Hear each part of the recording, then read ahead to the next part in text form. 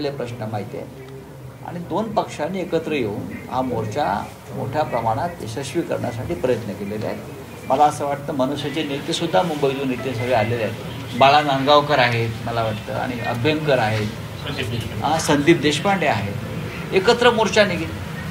दोन शिवसेना बरोबर मनसे आली, मात्र काँग्रेस आणि राष्ट्रवादी नाही. नवीन मित्र जवळ आल्यामुळे नाही असं नाही आहे. महाविकास आघाडी कायम आहे. पण नाशिक शहरामध्ये जर तुम्ही जमिनीवरची ताकद पाहाल तर ती शिवसेनेच्या बरोबरीनं महाराष्ट्र नवनिर्माण सेनेची नक्कीच आहे. इकडे त्यांचे आमदार होते, इकडे महानगरपालिकेत त्यांचे महापौर होते, नगरसेवक होते. त्याच्यामुळे लोकभावना ज्या पद्धतीची आहे त्या पद्धतीनं काम करावं लागतं. आणि हा काय तसं म्हटलं तर राजकीय मोर्चा म्हणत नाही मी याला. आम्ही पुढाकार घेतला. नागरी प्रश्नावरती काँग्रेस राष्ट्रवादी सुद्धा या मोर्चात सहभागी होऊ शकते. पण झाले नाहीत. पुढल्या एखाद्या मोर्चामध्ये येतील. हे आपण म्हटलं की शिवसेना जशी ताकदीची आहे तशीच मनसे आहे. इतर दोन पक्ष आहेत ताकदीचे नाही म्हणून त्यांना बरोबर मी असं म्हणत नाही की हे इथे आहेत. तरुणांचे पक्ष आहेत, केडर बेस पक्ष आहे.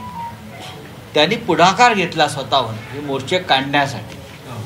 हां, मी मागच्या वेळेला जेव्हा इथे आलो तेव्हा आमच्या लोकांनी सांगितलं, डी सूर्यवंशी असतील, दत्ता गायकवाड असतील, वसंतराव गीते असतील, की ह्या विषयावरती मोर्चा निघणं मोठं आवश्यक आहे आणि त्यासाठी आम्हाला तयारीला वेळ येत आहे. मग ते म्हटले आपण मनसेलाही बरोबर घेतलं पाहिजे. म्हणजे ठीक आहे. तर आपण आता नेपाळचा उल्लेख केला. 2 दिवसापूर्वी मुख्यमंत्री नाशिकमध्ये होते. त्यांनी ह्याच विषयावर बोलताना म्हटले की अशा पद्धतीचे वक्तव्य नेपाळसारखी परिस्थिती भारतात होईल, महाराष्ट्रात होईल. म्हणजे तुम्ही कुठेतरी माओवादीच्या दिशेने तुमची विचारसरणी. नेपाळमध्ये कुठे माओवाद आहे? नेपाळ हिंदू राष्ट्र आहे. RSS काम करता येते तिथे. ते देवेंद्रजींना माहीत नाही वाटतं. विचारसरणी बाबत बोलले. बघा, भ्रष्टाचाराविरुद्ध लढणाऱ्यांना कोणतीही विचारसरणी नसते. ते त्यांचा देश वाचवण्यासाठी लढत असतात. माओवादाविषयी इतका तिटकार असेल तर मग चीनला प्रधानमंत्र्यांनी जाऊ नये. हां, माओच्या